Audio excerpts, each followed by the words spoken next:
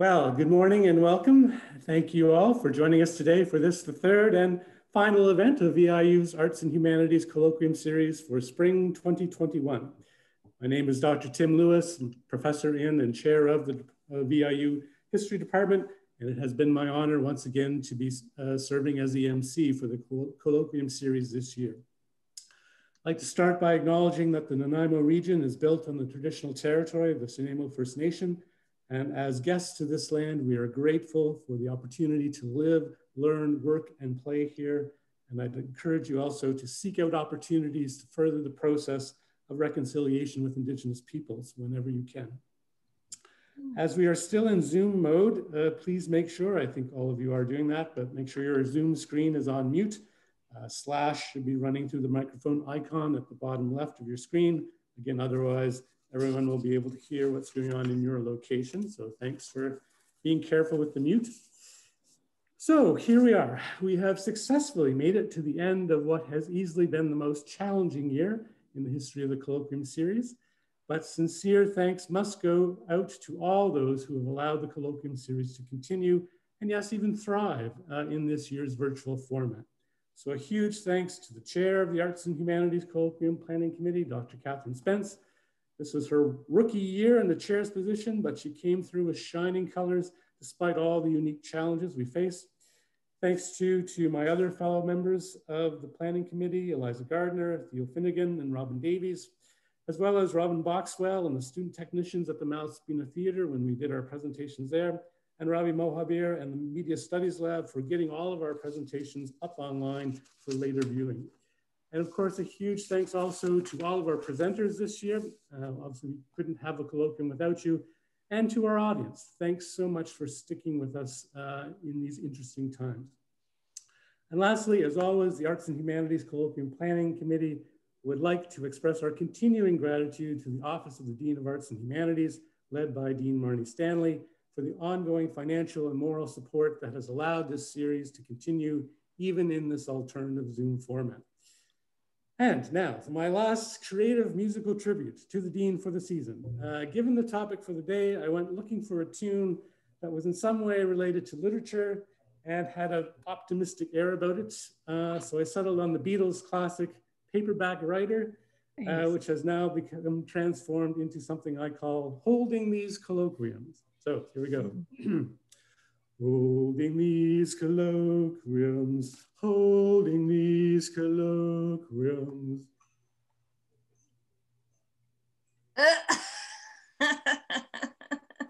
Well, it's time once again to say thank you to our wonderful Dean for all the things you do, because even in the midst of this pandemic year, you still provide us with hope and cheer as we're holding these colloquiums. Holding these colloquiums. And even when we felt some doom and gloom, you said, no worries, we'll just go to Zoom. So we've done these talks in very different ways, but we know we'll be together in the coming days as we keep holding these colloquiums. Holding these colloquiums, holding these colloquiums, holding these colloquiums, holding these colloquiums, holding these colloquiums. Okay, well, there you go. That's it for the allotted silliness of the day. So please now give your attention to Mr. Ted Cadwallader, Director of Instruction, Indigenous Learning for Nanaimo Ladysmith Public Schools, as he will be providing the introduction for today's featured speakers, Joy Gugeler from VIU's Creative Writing and Journalism Department, and Stephanie Johnson from School District 68. Over to you, Ted. Sam, I don't know if I want to follow that. That was wonderful, thank you. Welcome, everybody. I was pleased to be asked to introduce our two speakers today. I too want to acknowledge with great respect and humility, honor these lands, the Hul'qumi'num speaking peoples who've maintained their profound and unique and spiritual connections to this land through those ageless traditions, those teachings, that stewardship, expressions of reciprocity, and of course, through those stories that have been handed down by ancestors.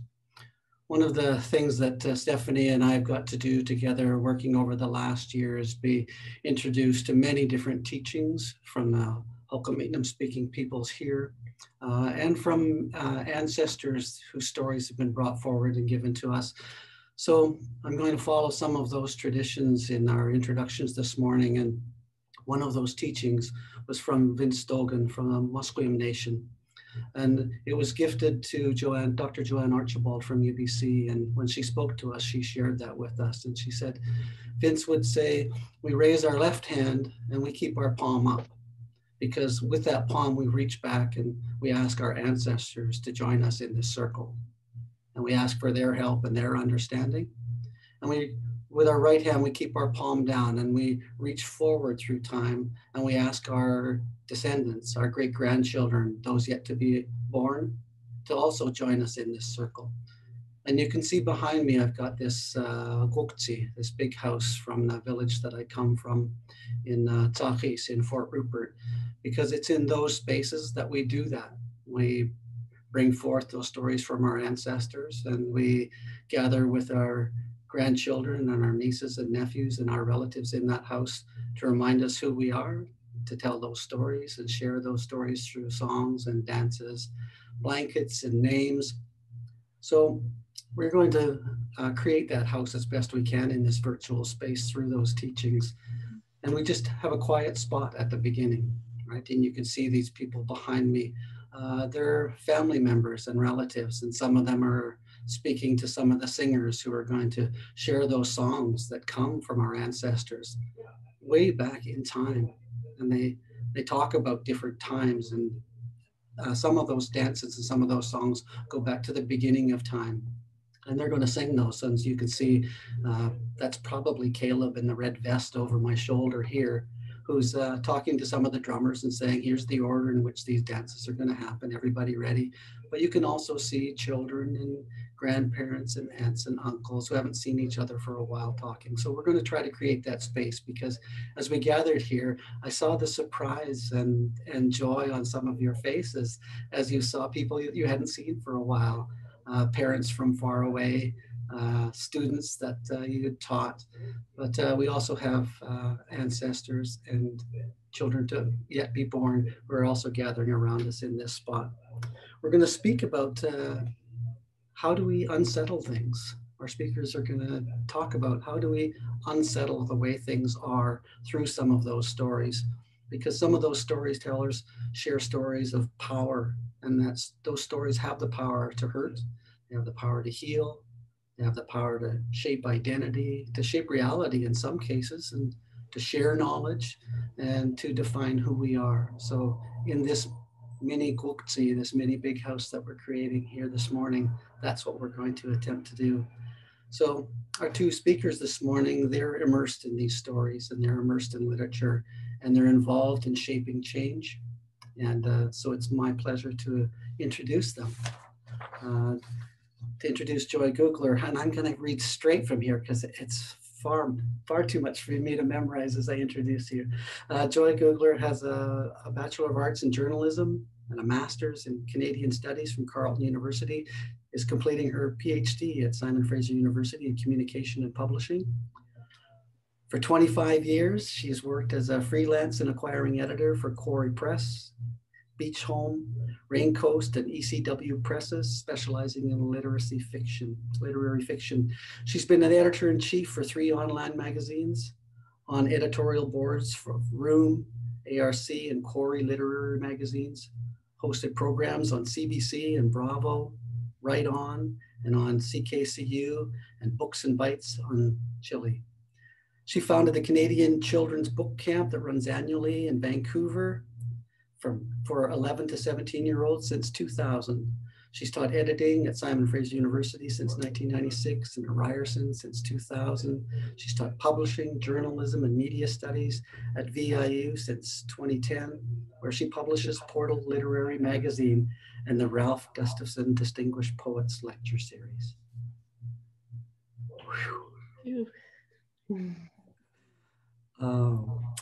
And of course, my great friend, Stephanie Johnson. She lives on this unceded territory of this Nanaimo in Nanaimo. As board member of the Métis Nation of Canada, she's completing an MA in interdisciplinary studies at Royal Roads with a focus on reconciliation and the decolonizing of public institutions, mainly the one that I've worked in for the last 2.5 years. And it's been a delightful journey in that. In partnership with Indigenous knowledge keepers and Nanaimo Ladysmith Public School Board, Stephanie developed a policy for truth and reconciliation called the CEATSS framework that looks like no other public school policy in the entire province. Together with her CEATSS family, she's working to implement this vision across our district. Stephanie is a co-founder of Toro Marketing Incorporated, a management consulting firm with 25+ years of organizational leadership and community engagement experience. So, welcome everybody. Welcome to our two speakers, and let's talk about how we unsettle and how we reconcile for the next hour, shall we?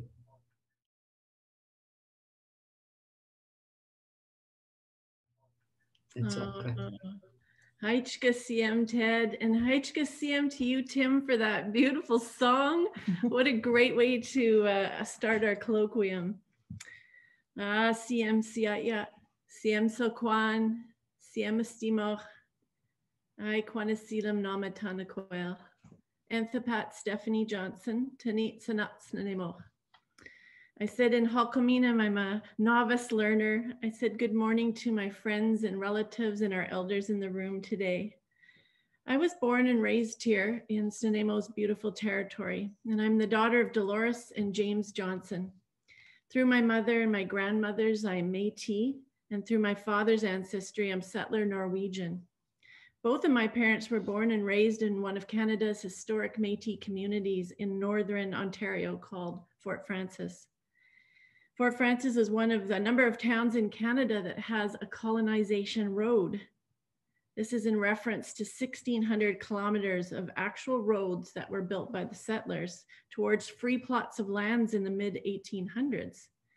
For the settlers, these roads led to a new life in what would become Canada, but for our Indigenous relatives, these lands began the destruction of their way of being. I've often thought about this colonization road that runs through my parents' hometown and what my two grandmothers must have thought. One newly immigrating from Norway, from the northern region of Norway, to this little town in Fort Frances. And my grandmother, Bedard, who's Métis and had been on these waterways of the Great Lakes area for generation after generation. My story, like all stories and histories, have helped shape who I am and how I work, not only within my role as the Siyatsasiasam for Nanaimo Ladysmith Public Schools, but personally as I find my own political, academic, and cultural footings. As Ted mentioned, our recent work has taken us on a journey to uncover what it means for our school district to be good relatives on these beautiful lands our schools are situated upon. Our truth and reconciliation goal turned into what we now call our CEATSS work and our CEATSS family. CEATSS is a Halkominam word, loosely meaning walking together, living and honoring the teachings of the land of these people while navigating the ever-changing complexities of our modern world. As of late, I've been finding myself kind of in the middle of this road of attempting to bring our two worldviews closer together. I identify deeply with the teachings on these beautiful lands I live upon, a belief system that's rooted in the sense of belonging and relationality to all beings and to the cosmos itself. I'm speaking this morning not as an expert who has arrived, but as a lifelong learner on this reconciliation road. What I'm sharing with you today, it comes from the many teachings of the aunties and uncles who have generously shared their teachings over my lifetime, and most recently, the 5 Indigenous knowledge keepers that are on my CIS family. I'm drawn to Indigenous knowledge for its emphasis on our vital connections, a respect for the land that we share with all living beings, those that we can see and not see, and to the natural world. To quote Sandra Stiers, she's one of the academic authors that I just absolutely love. She said, land is spiritual, emotional, and relational. Land is experiential, remembered and storied. Land is consciousness. Land is sentient. All of these adjectives describe my connection with this place and reinforce the need to replace an intellectual or purely cognitive understanding of land with something far more visceral and multisensory, as we would in a relationship with people. Or as my dear Auntie Joan Brown from Nanaimo First Nation says, could you just imagine if we loved the land as much as the land loves us? My lived experiences have led me down a scholarly path to understand what a public education system might look like if it was governed by the teachings of the land. A couple of years ago, I started a master's program within interdisciplinary studies at Royal Roads, and my focus is on shared land-based governance structures for public education.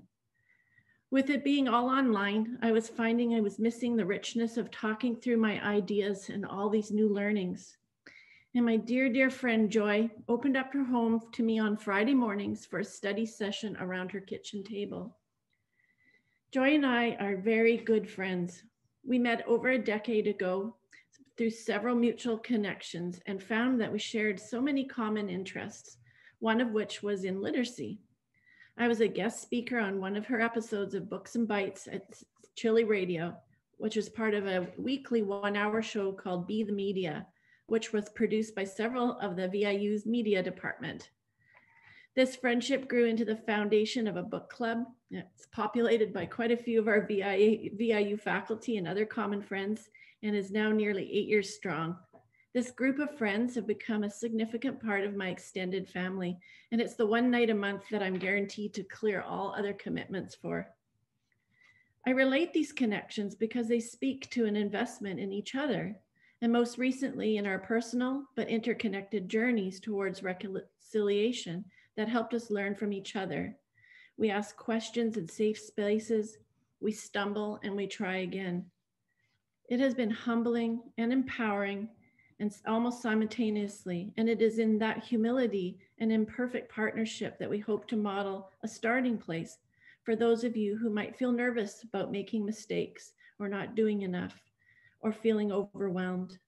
We both feel all these things all the time, but as I've told you, we must go forward anyways, taking many small steps often, forgiving each other and trying again. As relatives on this land, it is the typical ebb and flow of any family living under one roof or one sky. Aichka. Aichquail CM Siaya Inthpat Joy Gugeler. As with all families, rich, large or small, I often call Stephanie sister, as I do many close friends. As we celebrated International Women's Day this week, I'm reminded of how strong those sisterhood ties are, further deepened by the roots I have put down here since 2010, the longest stretch I have lived anywhere, having moved 28 times before arriving. Unlike Stephanie, I have no Indigenous heritage as the daughter of a first-generation German father and second-generation Irish mother. I was born in Nepal, where they were building suspension bridges and teaching, but since the age of 4, I have lived on unceded Indigenous territories, from Ottawa to Vancouver, Toronto to Kingston, to many small towns in between. I have traveled to 30 countries and been a visitor on all these lands as well. I am a settler, and a good deal of my exploration of a reconciliation journey so far has been coming to terms with the horrors others, also called settlers, committed in this flawed country that I love, but for which I have to accept responsibility in hand with the privilege that my class, Western upbringing, and education have offered. I worked recently with former VIU Chancellor Louise Mandel, editing a collection of her convocation speeches entitled Powerful Alchemy, And I think this year-long collaboration was one of the most instructive periods of my own reconciliation journey, for its immersion in the principles of Indigenous knowledge and a much more authentic appreciation of that ubiquitous but powerful phrase, all my relations. Like the last 2 years vicariously experiencing Stephanie's degree, I was peering over the shoulder of a lawyer, explaining the nuances of the land claims cases and fight for recognition and respect that is sadly ongoing. We too became friends, and I hear her stories as parables, gathered like pebbles and then scattered again along a trail I am slowly navigating. A second pivotal experience for me on this topic, and perhaps one you share, was teaching an Indigenous student who impressed upon me how very real the barriers and racism he experiences daily are, just as real as his talent in retelling the stories of foster care and losing cousins to the highway of tears. He has told me about rallies he attended last year to protest the pipeline through Wet'suwet'en Nation.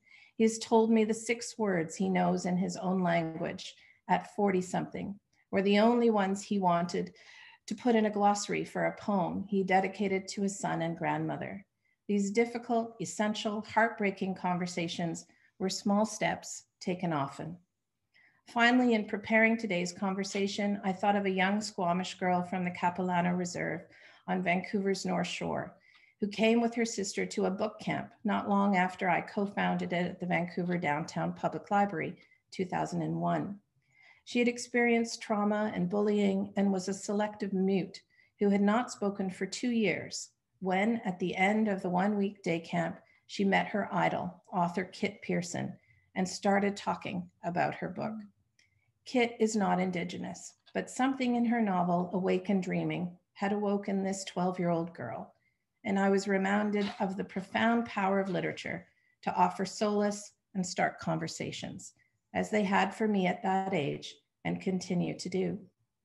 One of the authors at the book camp was Diane Sylvie, a Coast Salish writer I had edited and published at Beach Home for her book, Raven's Flight, the story of 15-year-old Raven who leaves her Salish home on BC's Sunshine Coast in search of her missing sister, Marcy, 19, working on Vancouver's Lower East Side near Hastings Lost Alley.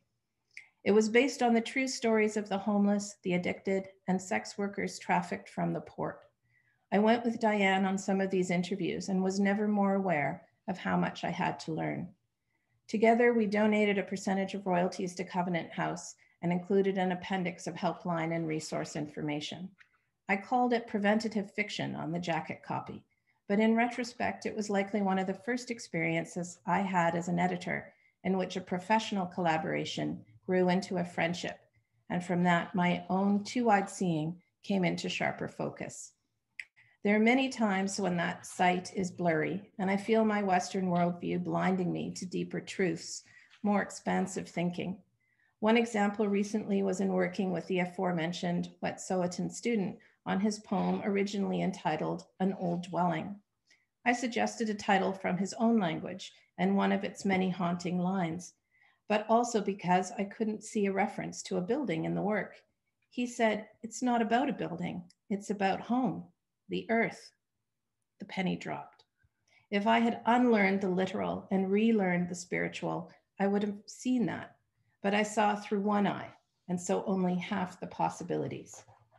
As Stephanie and I go back and forth this morning, we are those two eyes, stronger together, shifting, overlaying, searching for 20/20 vision, telling each other like we would an eye doctor fitting lenses, better, worse, better, worse, until we both come into view.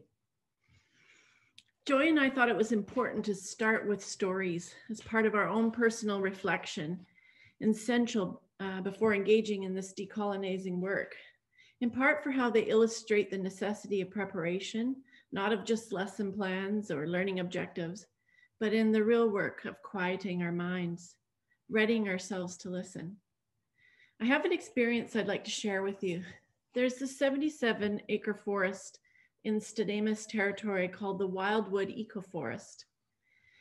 If you've never been there, you must go check it out. It's incredible. When you arrive, you feel that you're far away from the parking lots and malls and the modern day encroachments. Wildwood, it's a profoundly spiritual place, one of great healing. Ted and I invited a group of educators to experience this beautiful place as part of their work to remove their colonial coats, or what we also call decolonizing and unlearning. This work requires humility and a quieting of the mind, which is hard to do within the four walls of our education system. One of our knowledge keepers shares it this way. She said, when we've been educated in the Western or mainstream way, rooted in our minds through reading and writing, we have overdeveloped our razor sharp minds and diminished our other senses, like our deep listening skills. So in preparation for this day with the educators, I went to Wildwood with a couple of those beloved elders to plan. I was deep in my head with all the logistics to make this event happen. I think I was kind of loud, like a chicken with his head cut off, running around. And one of the elders grabbed my arm and said, humble yourself. As I was amongst the very special spiritual beings, the very land beneath my feet.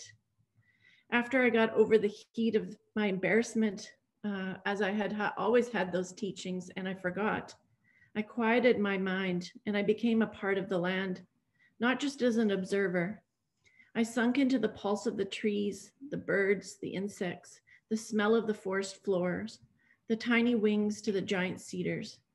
I was reminded to introduce myself to the land and let this being know I was not there to take anything away. I'm there with real humility, and I asked the land just to be in her presence. I was reminded of just how often we're in a rush, busy and deep in our razor sharp minds. Even as we try to model this stillness, Joy and I will be moving, toggling back and forth, hoping to model this balance, sharing each of our areas of focus with you today. We are the presentation version of a seesaw, tipping the scales to lift each other up.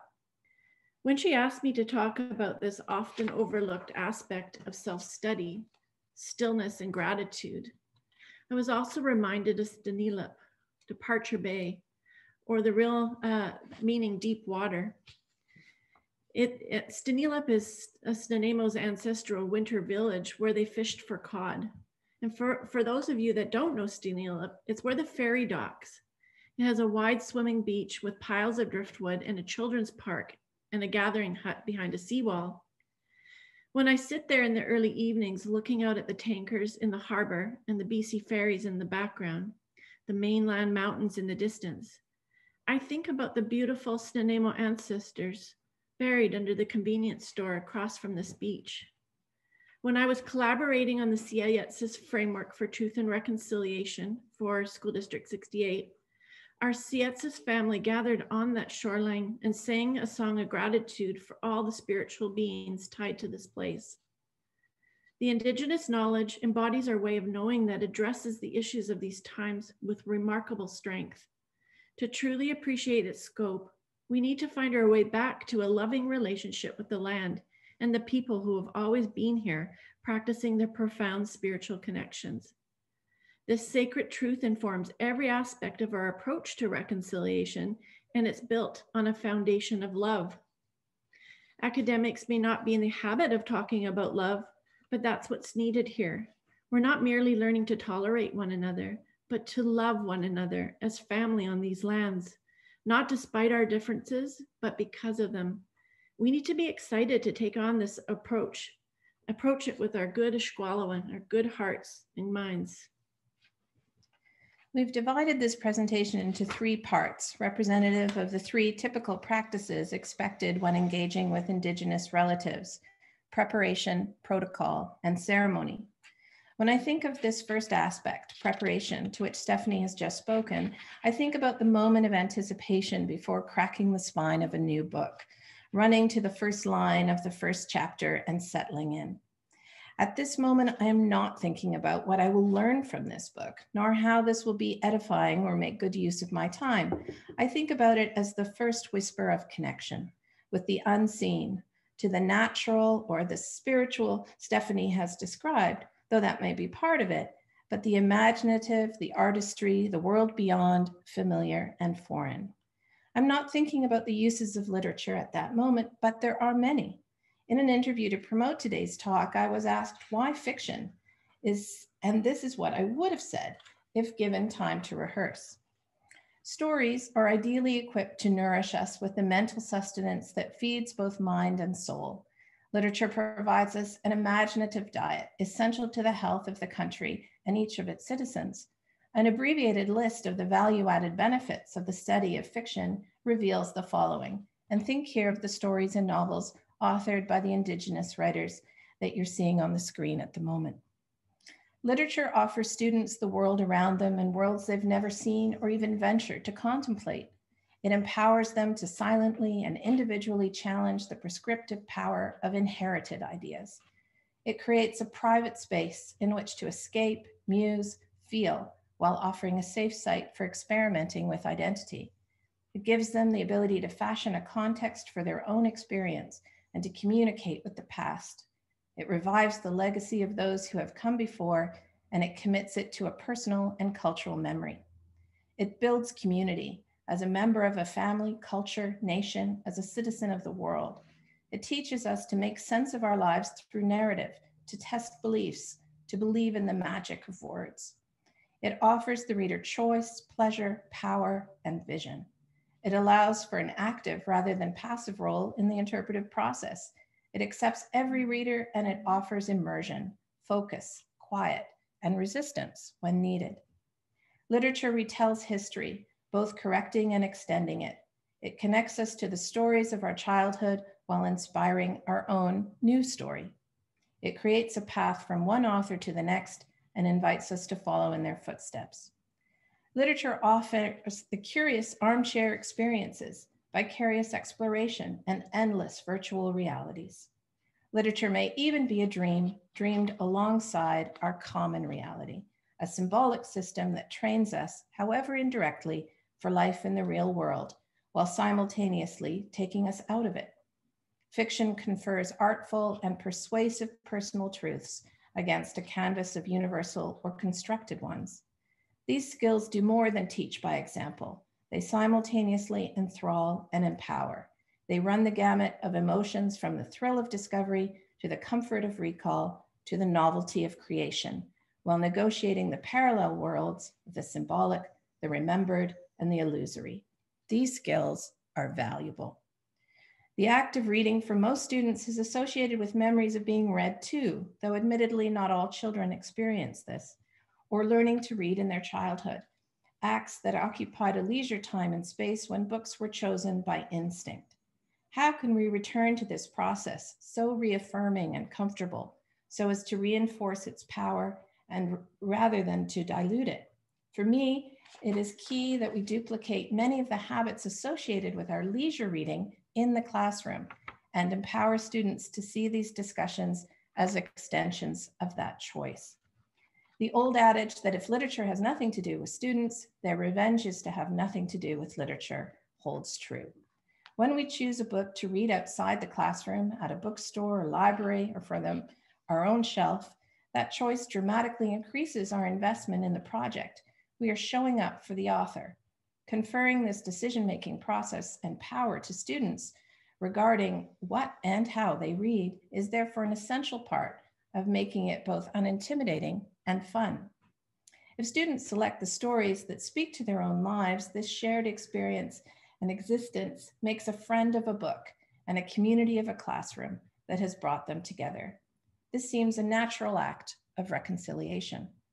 Surely a room of enthusiasts is preferable to a room of discontents reluctantly tolerating an exercise. When the right material is selected, and here student participation in the choice is key, it produces a class of readers who rediscover the power of reading. They can recapture the private thrill in this now public forum and remind each other that fiction does do something, despite the fact that so many of its uses are only seen to have accumulated in hindsight. Preparing for any act requiring imagination requires a quiet mind, and reading and reconciliation are both imaginative acts. How can we be present and listen if we never stop talking? Words on the page are someone else talking. It is their turn. When I think about part 2, protocols, I'm reminded of a class I took in connection with outdoor education and Indigenous knowledge. For our final assignment in this class, I was paired with a wonderful educator from Alberta and tasked with approaching a prominent Indigenous knowledge keeper for an interview.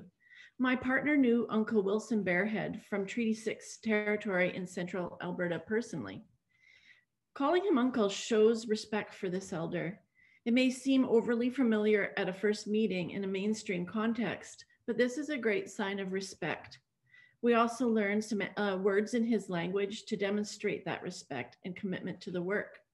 Learning the language of the lands that you live upon is really important. It's also important to our school district. We have a lot of language resources to learn Hulkaminam, and this language is a life force embedded in the land, and speaking it gives it prominence in our organization. We also offered Uncle Wilson a home-baked pie, but anything homemade that you provide with care, something that you've grown on the land, it shows that you're knowledge keeper, that you care. When we met Uncle, my colleague and I each shared a bit of our history to place ourselves within our families and to the land. We ensured to listen deeply to Uncle's teachings, giving him a lot of space between the concepts and taking great care not to talk too much ourselves. Listening more than speaking comes to mind. Teachers too may also follow a similar process when inviting a knowledge keeper into their classroom. The initial process of inviting could follow similar steps here. When a knowledge keeper is invited to do the work with Ted and I at the school district, we ensure that they are a part of the whole process, including the decision-making. We also ensure that they're compensated with a cash honorarium. In speaking with Uncle Wilson Bearhead, we asked him what he would say to our settler educators who are feeling nervous about appropriating Indigenous culture in the teaching curriculum. He underscored the need to first understand the profound harm of colonization, to own this history, and then to work to restore balance by placing equal emphasis on Indigenous teachings and accrediting these teachings appropriately.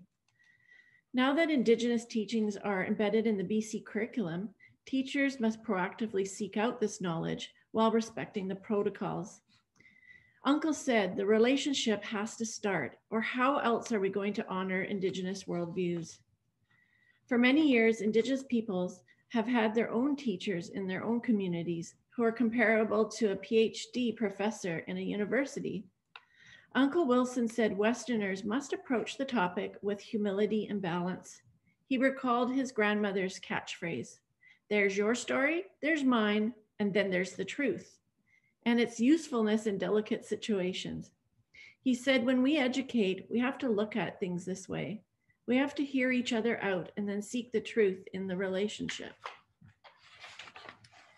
Part of decolonizing the way literature is taught is disabling the authority and autonomy of the text, and instead taking into account the uniqueness of each reader, and therefore the unique meaning each reader evokes from the text.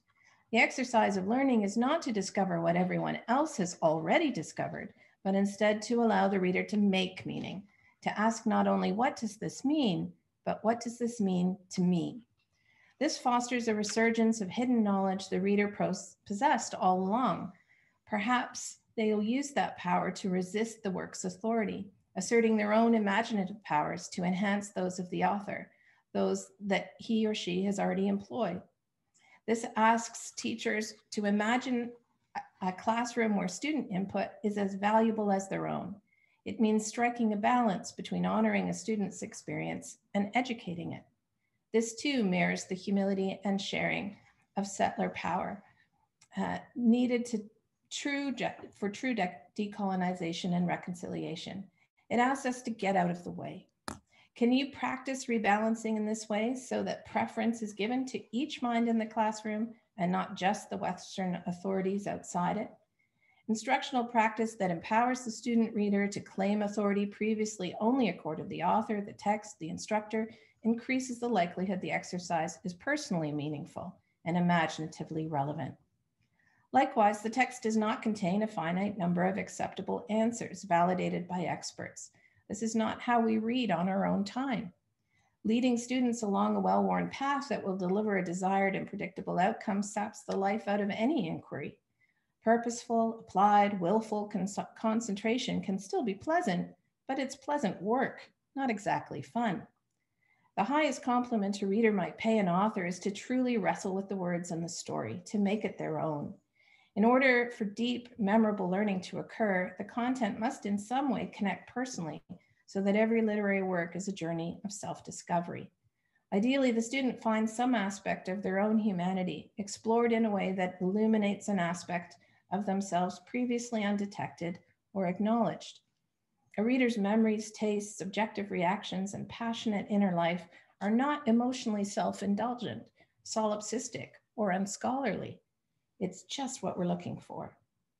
Alberto Manguel said in The History of Reading, the reader mutters its meaning through a vastly entangled method of learned significances, social conventions, previous readings, personal experience, and private taste.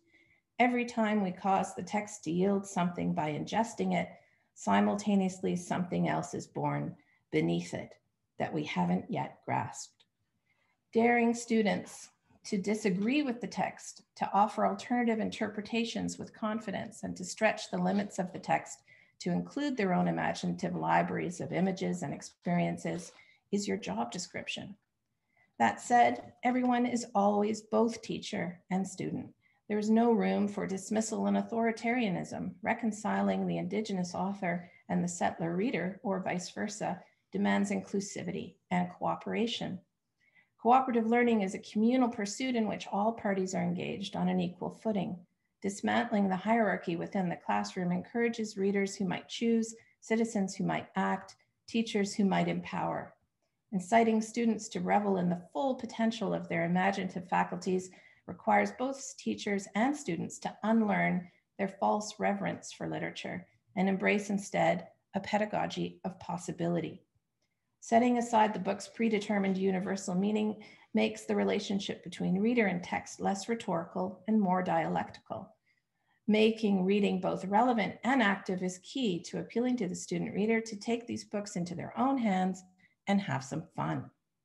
As teachers draw on the inquiry model to give students both agency and full transparency about what is expected, students also have to have a say in how they demonstrate their learning according to their different gifts, so that elements of play create a generous atmosphere where they're able to contribute something unique to their interests and personalities, but also to something larger than themselves.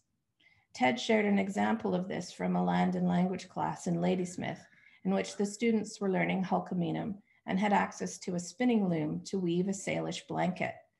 They then gifted the community the blanket in an act of reciprocity, and the circle of giving came full round. For the students who were formerly called reluctant readers by instructors and librarians comparing strategies in the teacher's lounge, these alternative ways into a story can be life-changing. Suddenly, they are less concerned with literary forms and genres, text features, word use, syntax, sentence, fluency, rhetorical devices, connotation, reading strategies, though they are employing and recognizing all these elements as they engage. But they're more immersed and entranced in the story because they have chosen it and they interpret it.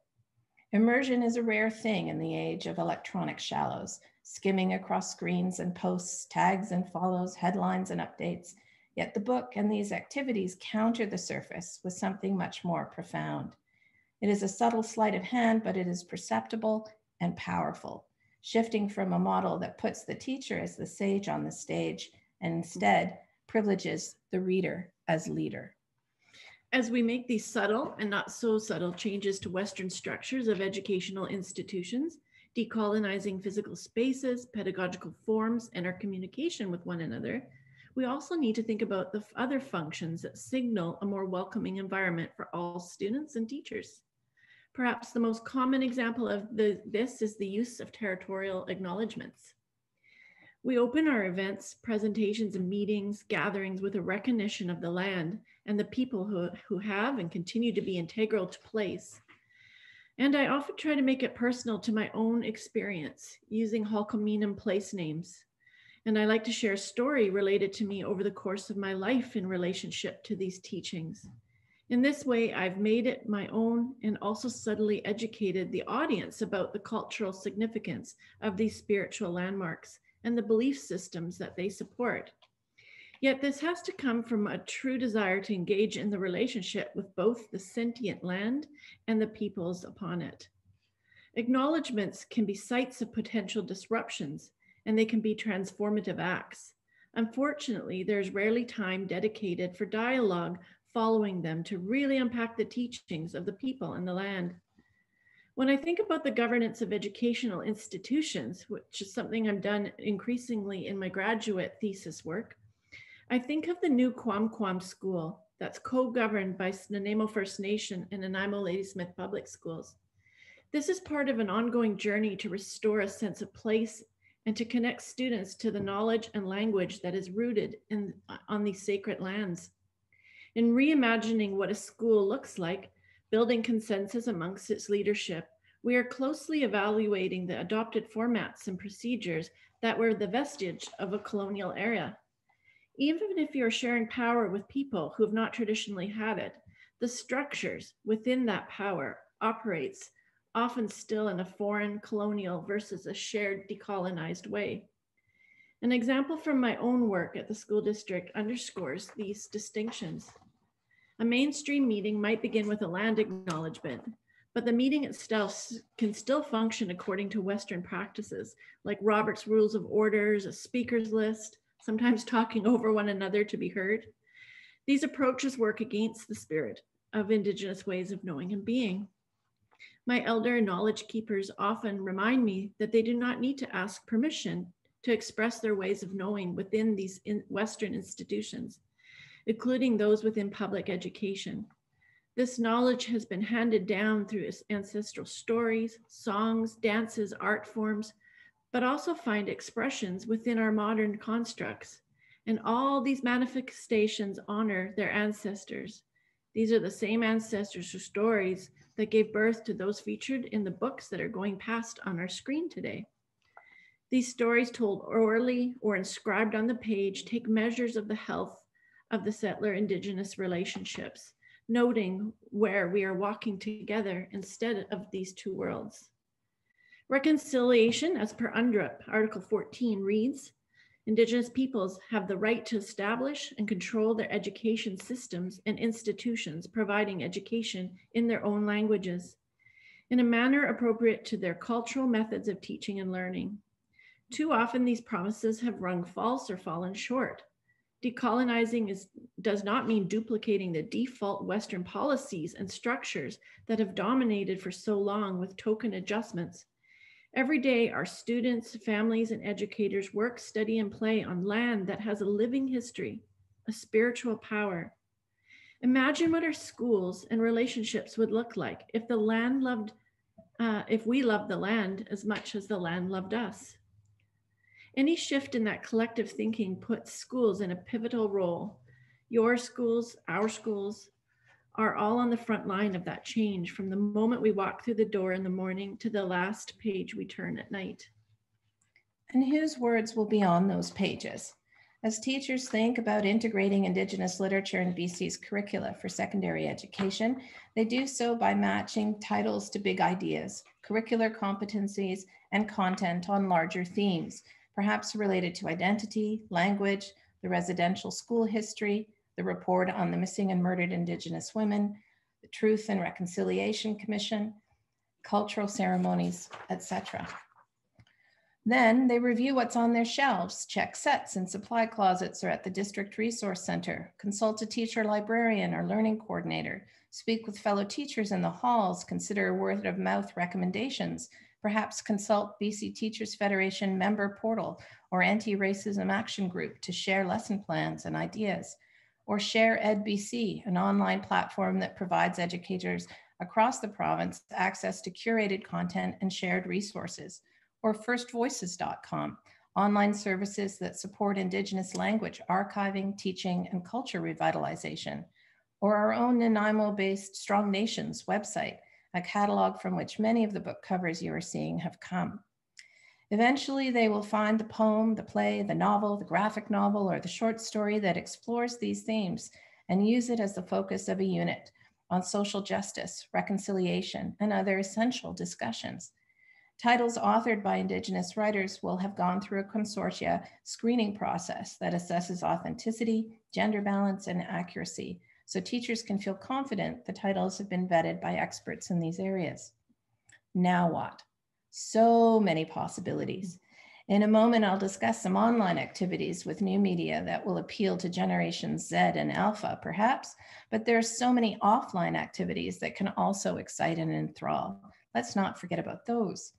Consider how we engage with books unplugged and outside the classroom as adults, young and old. It is not only my publishing background that makes me suggest book launches, reading series and festivals, participation in book clubs, visits to bookstores, subscriptions to literary magazines, writing groups. Literature is happening now, written and edited and published and celebrated by people who were once also students beginning this journey. If students bridge to this ecosystem, they'd be more likely to commit acts of literary citizenship as a lifelong process. Real, or in the age of COVID and beyond, virtual classroom visits also bring the performance aspect of literature into the school space and reinforce that writing and publishing are contemporary acts. Literature is always being born. Likewise, writer-in-residence programs in libraries and universities and writers in the schools programs offer students an opportunity to be taken seriously by a professional author. And these are occasions to discuss the process of getting published in Canada and offer advice to fledgling writers. Not all students who study books, of course, want to write them, but they are better able to see this continuum and their place on it. Today's living literature will someday acquire that fine, airbrushed otherness.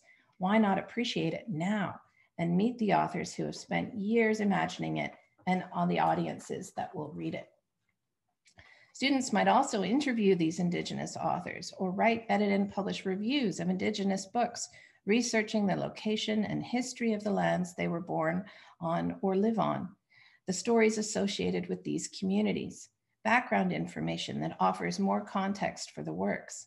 Students could select a short list of 10 new titles each year for a Student's Choice Award, or join book clubs during or after school hours as a means of creating another place where Indigenous titles might be freely discussed.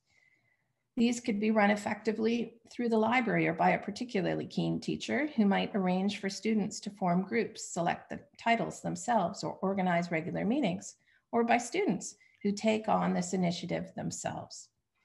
Field trips and classroom guests require money, scheduling, the time to organize, dedicated staff, and good partners in the surrounding area in order to run smoothly. Normally, events need to be low cost or free, on-site or nearby, and pre-promoted. Though field trips into the Indigenous communities or to sacred spaces wouldn't be appropriate unless there is an established relationship with the school and teacher, following some of the protocols Stephanie discussed, elders and language teachers are often associated with high schools, and an Aboriginal education staff member could facilitate a visit. In the case of VIU, our Elders in Residence program through First Nations Studies has an Indigenous protocol manager who arranges invitations, honoraria, hosts, and schedules.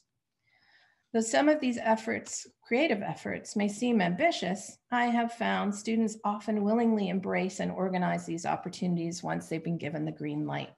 I had a student write a press release for the book she studied, recommending its novelty and hook. Another wrote jacket copy for the book she thought she read, quite in contrast to the publisher's description. I had a student reimagine a death in a book as a crime scene and act it out with fellow students as a gumshoe detective mystery. The students have to really know these books to pull off such feats. No Coles notes allowed. These moments offer unparalleled gratification. I highly recommend it. So, are you ready? This has me thinking about the concept of resurgence and reconciliation. These are two multi-dimensional concepts. I'd like to share a story that illustrates the connection between these two words. Indigenous philosopher and legal mind Aaron Mills tells the story of an old white pine that has fallen in the forest. In its decayed roots grew two saplings, a birch and a spruce, one white and one black. While the pine returned to the earth, two totally different species were growing out of the common earth it was forming. yet neither took offense at the presence of the other because their own identities were intact. This is a powerful metaphor for the symbiotic relationship between Indigenous and settler people, both rooted in one earth that is Canada today, growing messily out of the violent felling of the treaties in colonization, yet still two identities remain. Just as with the trees, both populations were born of change and a life-death cycle rooted and bound on Canadian soil. Though vast differences separate one way of life from another, both observe the ways of the earth, even if not equally attentive to its well-being. Though the pine may have come to be there through the violence of a storm or an axe, life continued unabated out of that violence. The political parallel is Canada's history of violence, ethnocide, domination, colonialism, displacement, racism, that has threatened to bring a great structure to its knees, and yet Indigenous and settlers both grow independently, yet symbiologically rooted in the same life-giving soil. We must make a start at a life that recognizes the sanctity of the coexistence so we can live side by side with enough space to flourish. This story reminds us that nothing lives alone. We are all potential that manifests only in relation to one another and to the natural world. Any harm one element does harms everyone. Serving any connection with the earth and therefore from one another results in disconnection, which is the first step off the path of the growth and onto the path of progress. Elders Thompson and Musquet of Treaty 4 explain that the notion of owning the land is which you are rooted as the beginning of this disconnection from it, which is why their ancestors didn't give the land to the settlers. They gave them permission to use the land.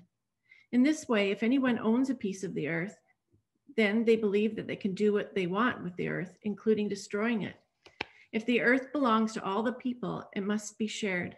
Such intimate, willing care empowers us to think and to act together as one family.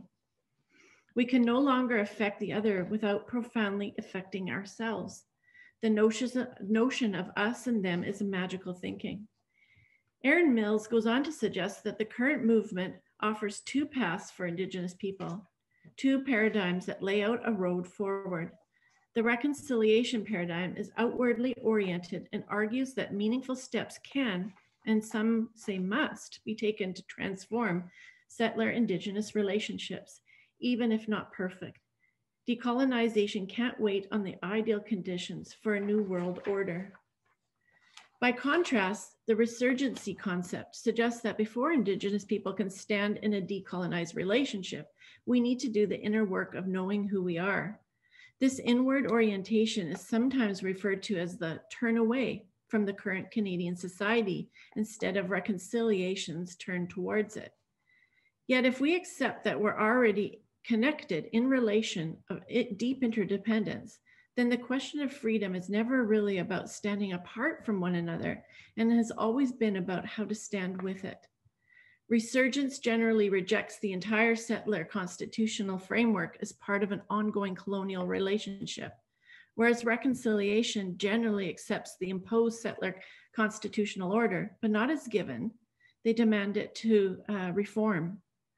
Some see resurgence as a dynamic movement to disturb the status quo, after which reconciliation determines a new balance and trajectory towards individual and community well-being, a state never fully attained.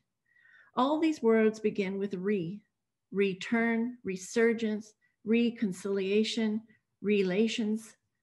This going back or repetition of implies that at one time we had the right idea, but failed in action to live up to them. As Paulette Reagan has said, as long as our unsustainable relationship to the living earth is not challenged, it will constantly undermine and subvert even the most well-meaning, freestanding efforts to reconcile the relationship between Indigenous and non-Indigenous people. I'd like to close with another metaphor by one of my authors that I absolutely love, Sandra Stiers. It's a way of thinking about the tectonic shifts required for unsettling us. The tracks of all our ancestors can be traced at varying levels, with the most recent ones evident on and near the surface of this land. Buried deeply are the first tracks, those of Indigenous people who have and continue to exist on this land since the beginning of time. Since those tracks were first made, there were many other tracks of those who walked at various times, overlapping, layers upon layers. For real progress to be made, we need to walk beside each other and not on top of one another, and to lay new tracks in parallel. In talking with Stephanie during our Friday morning sessions, I too read Sandra Steyer's and thought about her questions. What tracks are we leaving as educators? What tracks are we teaching our students to leave? In answer, Steyer's describes a process she uses to encourage students to go on a journey. She asks the student to imagine they are on the bank of one side of a river. It is familiar and she feels comfortable there. When she comes to the edge, a choice must be made. Either she goes back the way she came, or she sets out across treacherous rapids and turbulent waters to reach the other side of knowing. The journey is marked by discomfort, fear, anxiety, uncertainty, and guilt. But without undertaking the journey, no real decolonization, reconciliation, or appreciation for the land can authentically occur. When I read this description to one of my students, he said, "Sounds like a video game," which got me thinking. Moving literature from the formal environment of the academic classroom to the leisure one of a hobby like gaming might encourage students to integrate the analog and the digital in new and empowering ways. Soon I was thinking about getting students to reposition passages in Indigenous novels by creating a video game trailer based on the book's central quest or tension, or write fan fiction on Wattpad, Tumblr, or DeviantArt. Perhaps they could mark crossroads in the novel and imagine a choose-your-own-adventure format where they devised alternative plots and endings based on the subtext in the work. Speaking of text, why not rewrite a passage of dialogue as a text exchange, complete with emojis, and then justify the translation? I propose tweeting as your favorite character and creating their profile, maintaining these fictional lives and responses and hashtags, following real organizations like Idle No More or an APTN show according to their characters. For romantic elements in the book, they could create an online dating profile for each of the love interests in the book and show them how well they knew their motivations. Those with a particularly visual bent or skills could design a virtual literary tour of the novel's settings, mapping it on Google Maps, or could take their own Creative Commons photos for each of these scenes in the novel and post them on the author's Instagram. Maybe they'd maintain a blog for one of the minor characters they wished would have had a larger role and imagine that story as a spin-off. As so many students have these capabilities in the palms of their hands, literally, there is little cost to film or still shots, and the quality of the recordings is high. They could do a straight-to-camera vlog in which they review the book for Goodreads or Library Thing, or partner with a fellow student to do a mock interview about it, one posing as the author based on research, the other the journalist. Perhaps they could record scenes from the books as podcasts, complete with voices and sound effects, or film a book trailer to entice fellow students to pick the book they wanted for a shortlist. Yesterday, we saw Mohawk filmmaker and actor Devery Jacobs win CBC's Canada Reads with Joshua Whitehead's debut novel, Johnny Appleseed, a coming-of-age story about a two-spirit person named Johnny trying to put his life back together following the death of his stepfather.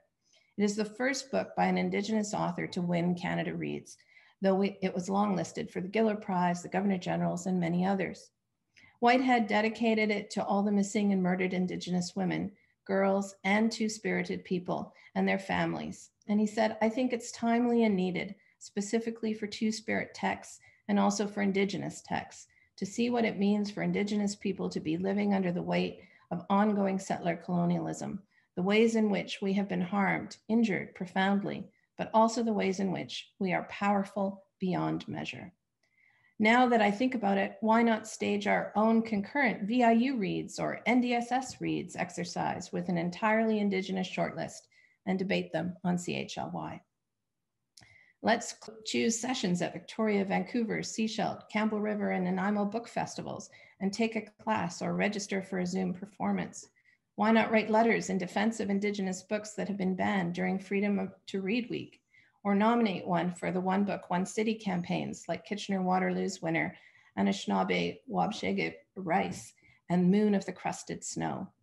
Maybe we could design a window display and virtual launch for a local title by an Indigenous author and partner with the Old Quarters window seat books. There's so many ways we can walk together with these inspiring books and their creators, respecting the tracks upon tracks that lie beneath their words. Imagine if we could peel back the layers of concrete and earth upon which we currently stand as we do the first pages of these books and use two-eyed seeing to bring the stories into focus. We are just getting started, have taken only a few small steps often on this journey. Let's take the next step together. Thank you.